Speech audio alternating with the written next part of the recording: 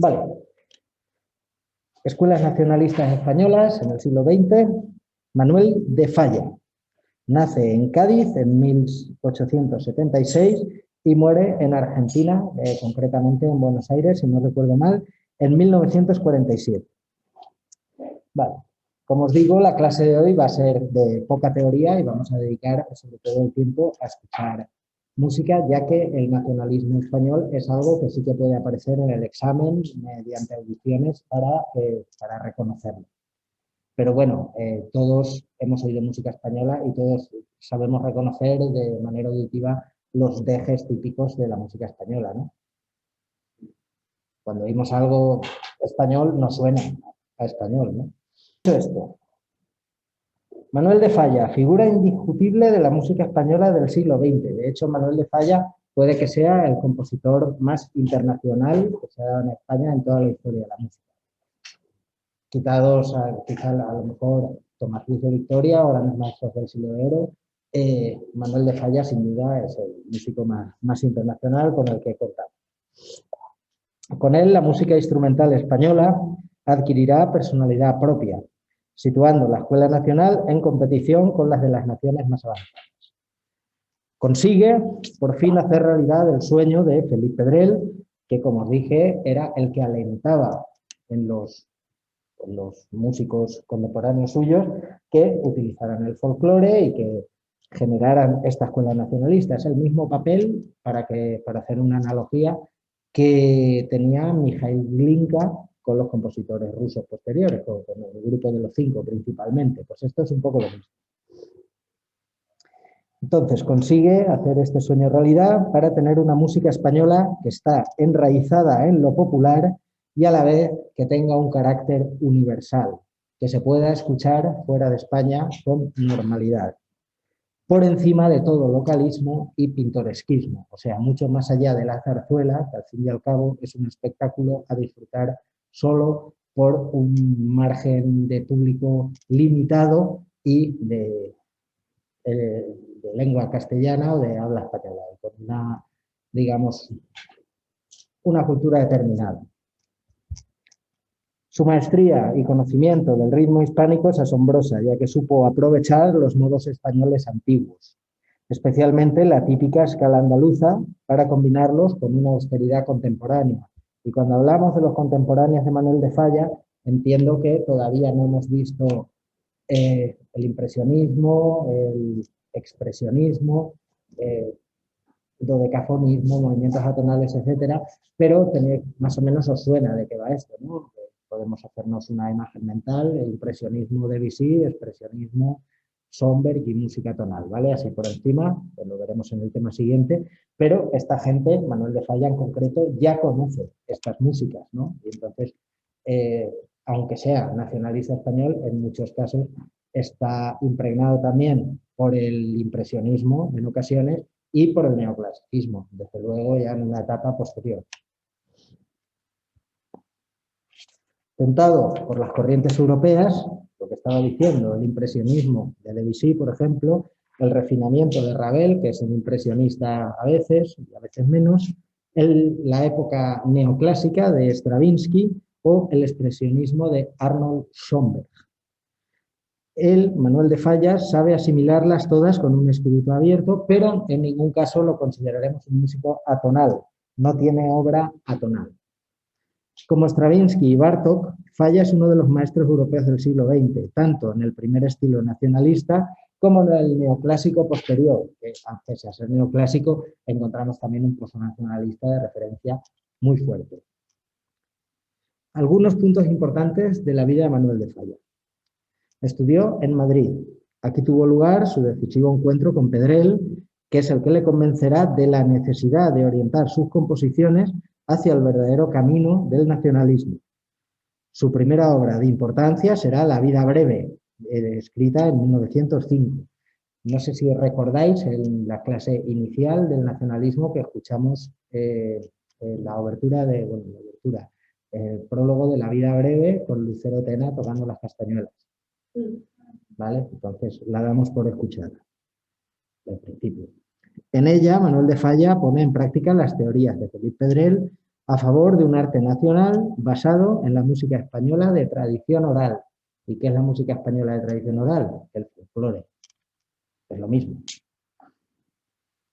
Desde 1907 a 1914 reside en París, huyendo del para él asfixiante ambiente musical español dominado por la zarzuela y por el espíritu wagneriano. O sea, pone tierra de por medio en un principio porque no quiere formar parte de este rollo que tanto triunfa en España. Allí se relacionará personalmente ya con Claude Debussy, con Maurice Ravel, con Isaac Albéniz, que como vimos era un agitador en el buen sentido, ¿no? De organizar fiestas, del piano, etcétera, etcétera. Y también conoce a Stravinsky.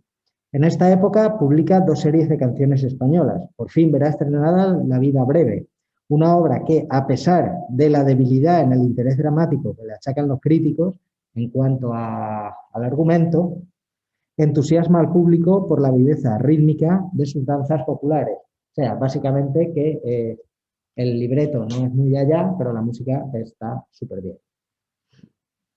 Regresa a Madrid debido a las dificultades derivadas de la Primera Guerra Mundial. Es uno de los periodos más fecundos para la música española. En él compone las obras andalucistas que más fama le han dado, como por ejemplo Noche en los Jardines de España, que ahora escucharemos un fragmento, que es una obra maestra, sin ninguna duda, y está influenciada fuertemente por las corrientes impresionistas, en concreto por la forma de tratar el piano de Claude Debussy.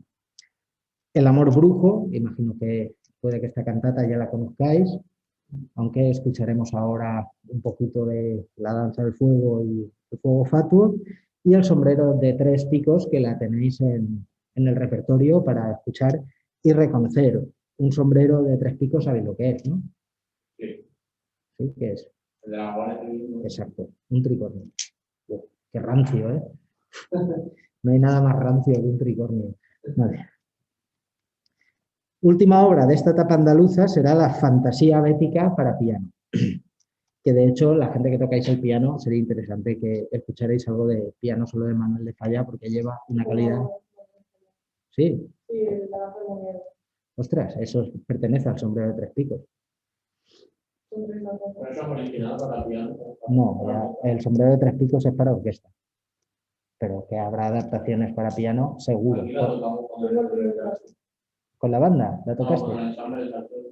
Ostras, ¿ves? Es que de eso hay arreglos para todo. La música de mucha calidad.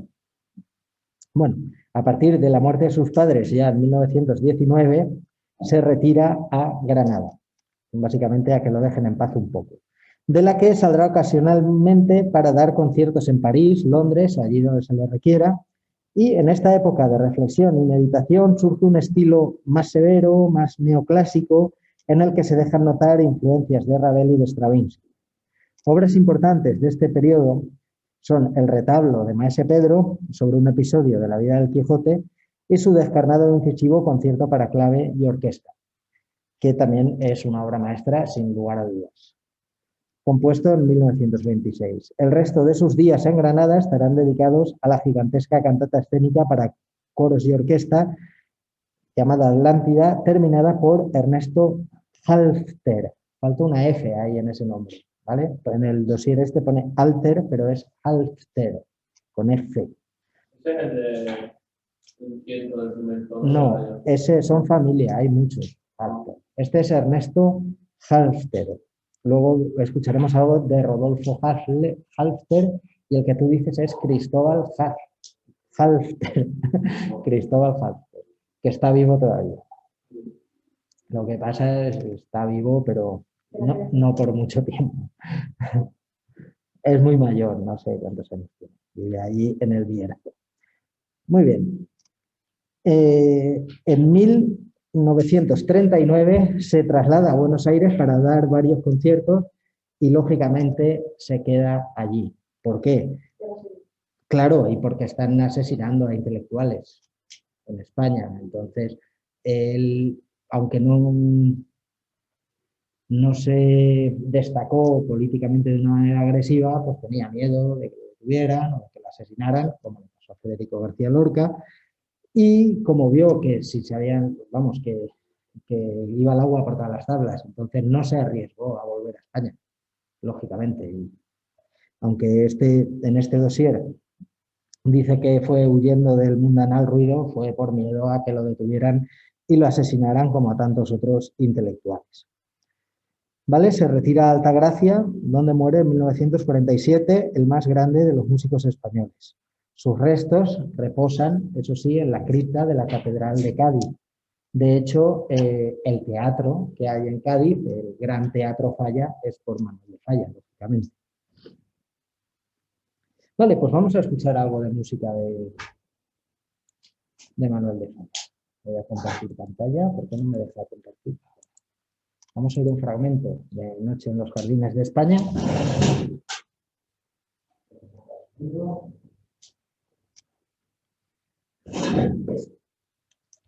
Una versión espectacular de la Orquesta Sinfónica de la Radio de Francia.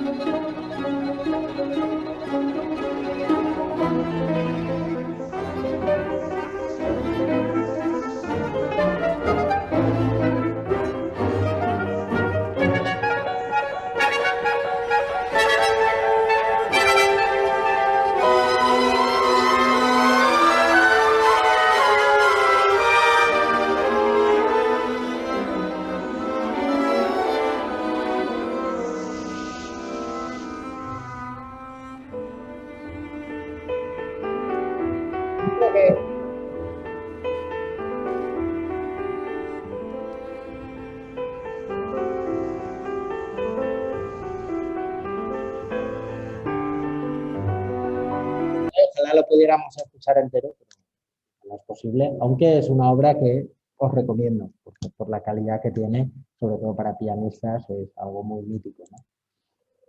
Y vale, vamos a escuchar la danza del fuego fatuo, o sea, la danza ritual del fuego más la canción del fuego fatuo. Esta imagino que ya todos la conocéis, ¿no?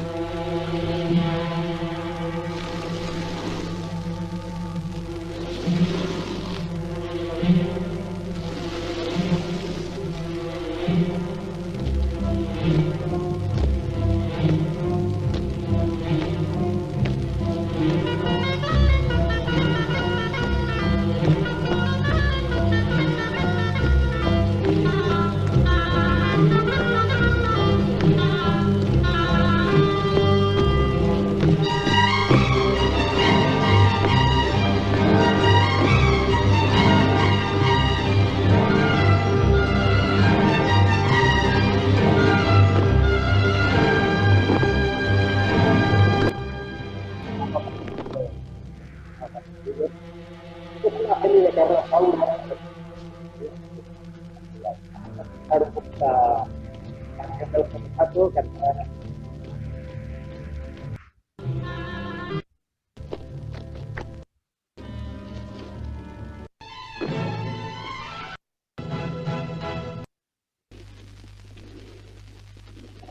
También es revolucionario el tratamiento de la voz en la música Manuel de Falla, ya que en notas como esta, la voz no se pide una cantante de ópera,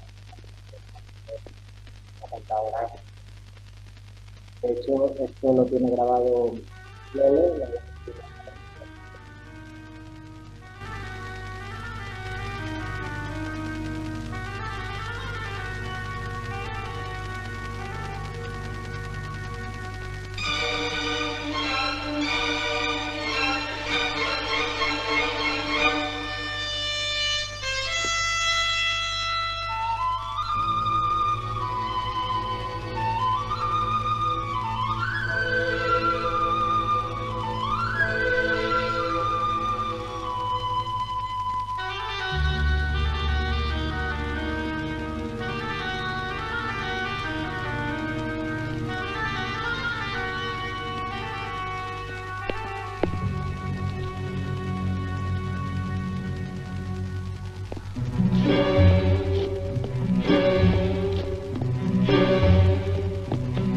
Lo mismo que el fuego fatuo, lo mismito el querer.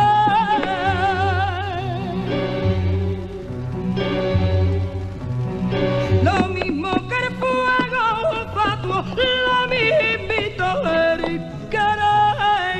Le huyes y te persigue, le llamas y ella corre. Lo mismo que el fuego fatuo, lo mismito el querer.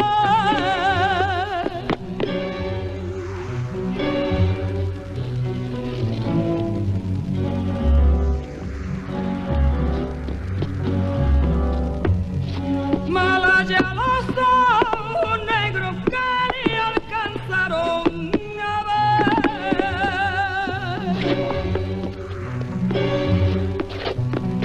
Malaya los ojos negros que ni alcanzaron a ver. Malaya el corazón triste que en su llama quiso arder. Lo mismo que el fuego fatuo se desvanecer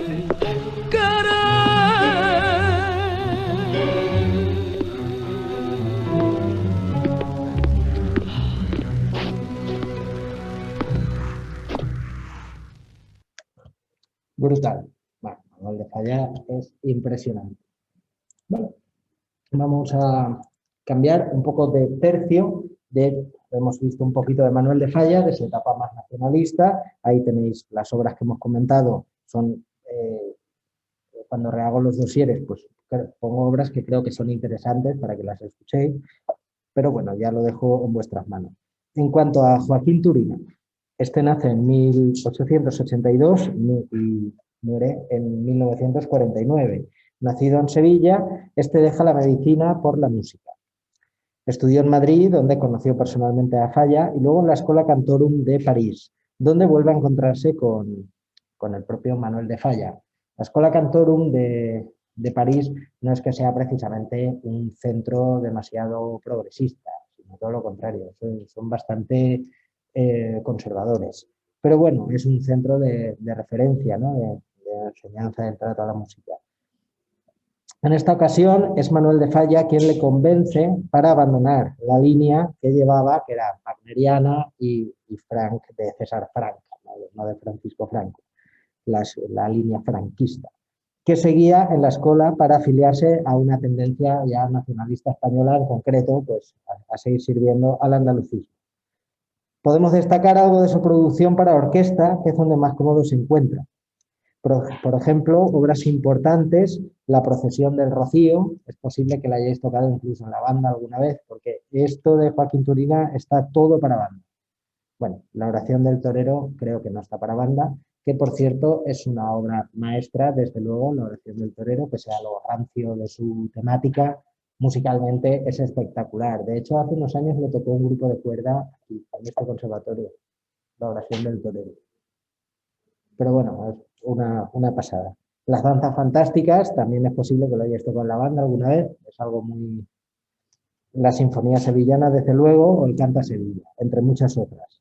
Entonces, otros autores importantes que podemos citar de esa época serían, también, por si que tenéis curiosidad y queréis escuchar, Conrado del Campo, Julio Gómez, Jesús Guridi, del que yo os recomendaría su zarzuela El Caserío, buenísima, y Óscar Esplá, entre muchos otros, evidentemente, ¿vale? ¿Del campo Sí. Vamos a escuchar algo de Joaquín Turina y ya pasamos a la generación de 27. Sí, claro. Vamos a escuchar algún fragmento de las danzas gitanas y luego buscamos algo en particular.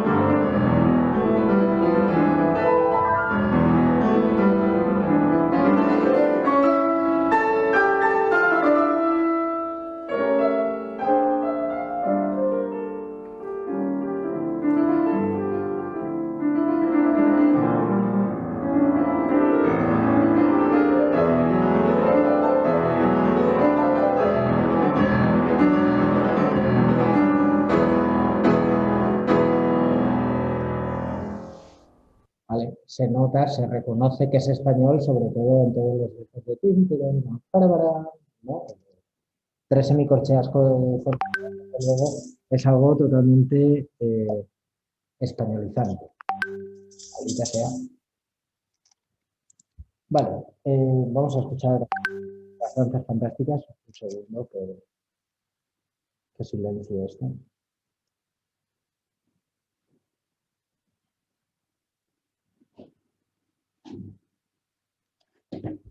Muy bien. Sinfonía suya.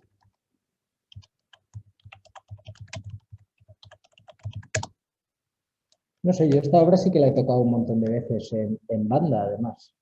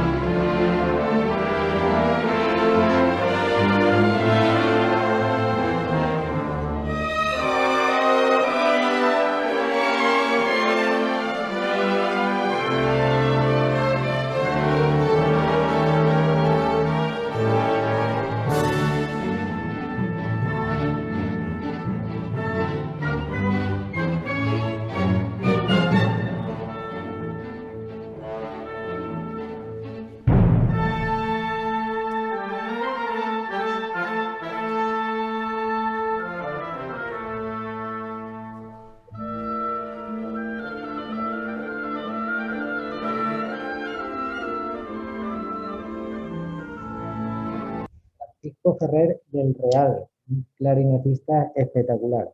Bueno, dejamos a Joaquín Turina, ya dejo en vuestras manos si queréis escuchar algo de él. Os recomiendo la oración del torero, que es cortita y seguro que os gusta, sobre todo para la gente de cuerda. Generación del 27 o generación de la República, en claro paralelo con los grupos literarios del 27. ¿Qué autores hay en el grupo de la generación del 27 en cuanto a escritores? Bien. ¿Alguno más? Gaite, Carmen Martín Gaite, creo. No. Yo creo que no. Que... Claro, la primera que era de la Sin Sombrero, que estaba paralela a la generación del 27, pero no la dejaron estar. Ah, bueno. Lorca y no me sé más. Estarían Salinas, puede ser. Los tres primeros eran Cernuda. Vicente Alexandre, Correcto. Salinas, ¿no es de esta? sí, Cernuda también, creo. sí. Uy, Neruda. Vale. Bueno, vamos a continuar. Tienen, pues es un poco la onda, ¿no? Hay, en los escritores se engloban como la generación del 27, en cuanto a músicos también.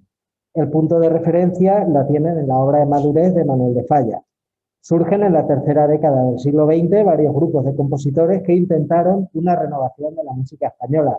Evidentemente, muchos de ellos lo tuvieron que hacer desde fuera de España, ya que la dictadura no era precisamente muy amiga de las fantasías.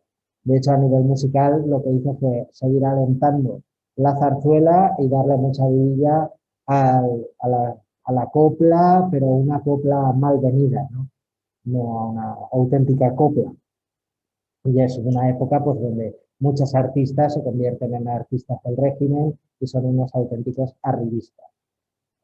Y eso pasará durante toda la dictadura.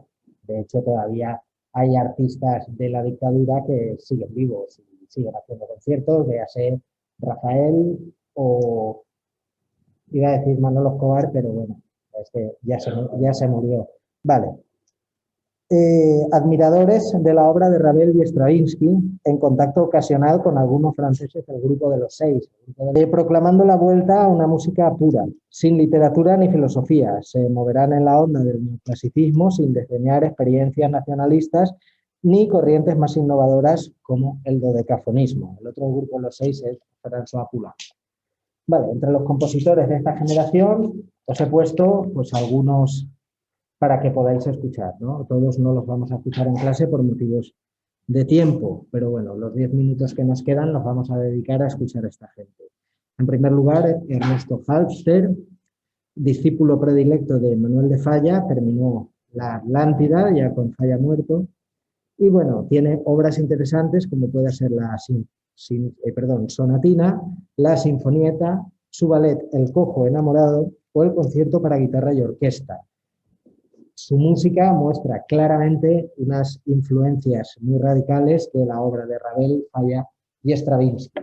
Y el ejemplo que os propongo de Ernesto Halffter, con la pantalla compartida, el resto de la clase, lo tenemos, pues, por ejemplo, en la danza de la gitana para piano.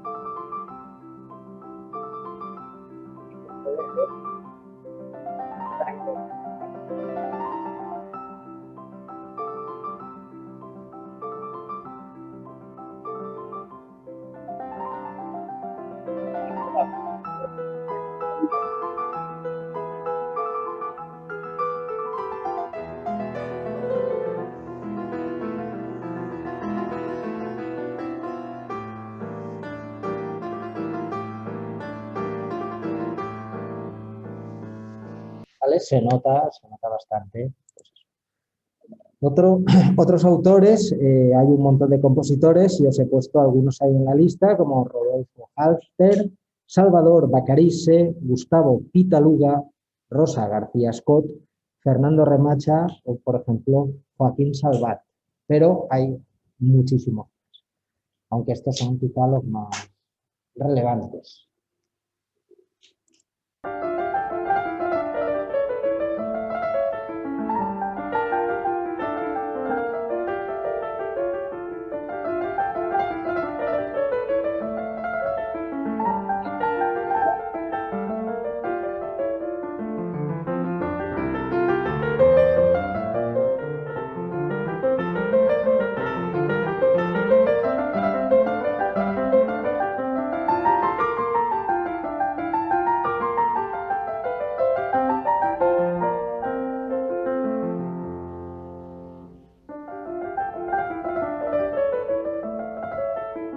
¿Vale? Es una textura pues totalmente española. Sí que me gustaría que escucháramos esta completa, es cortita y sí que nos va a dar tiempo, que es de la Petite Suite de Gustavo Pitaluga de 1933, el pasodoble.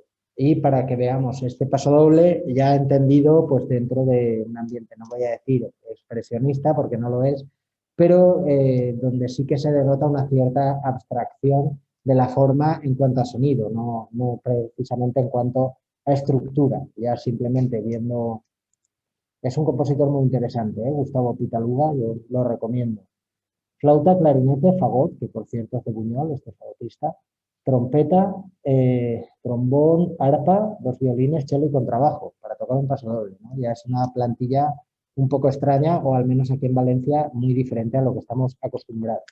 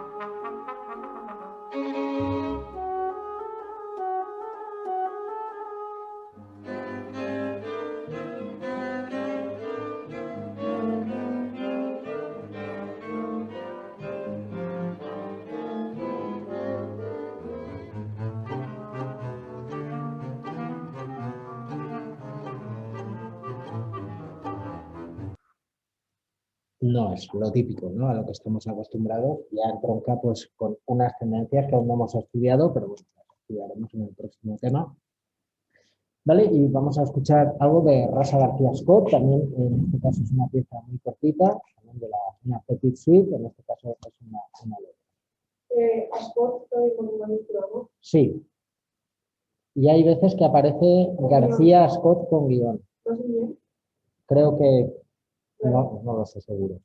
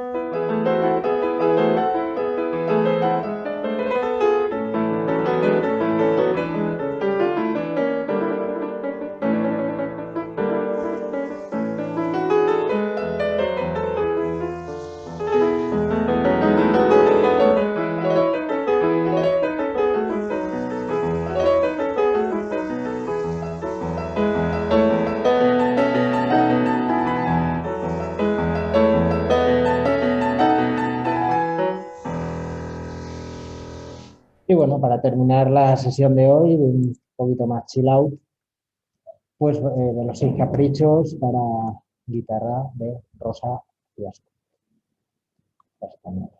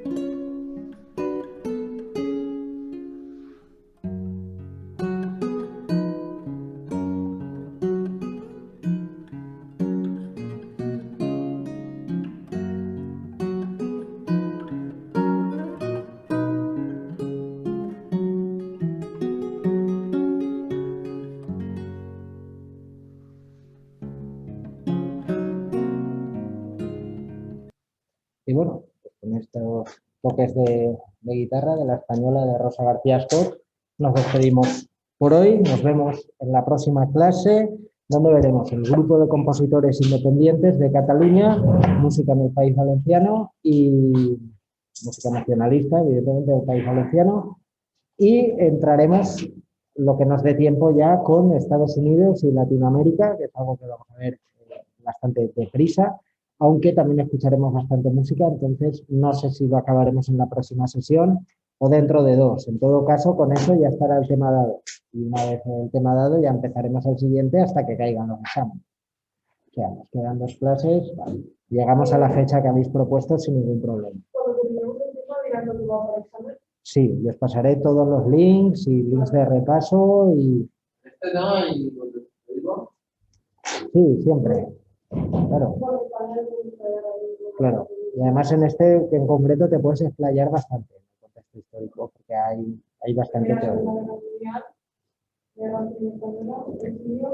De todas formas, en las primeras páginas tienes toda la contextualización y todo el apartado de España, todo el principio de intentos previos y tal, no deja de ser contexto también. Pero bueno, ya os diré cómo pueden salir ordenadas las materias en el examen y le haré la próxima clase la siguiente, ¿vale? Mientras tanto, a escuchar música.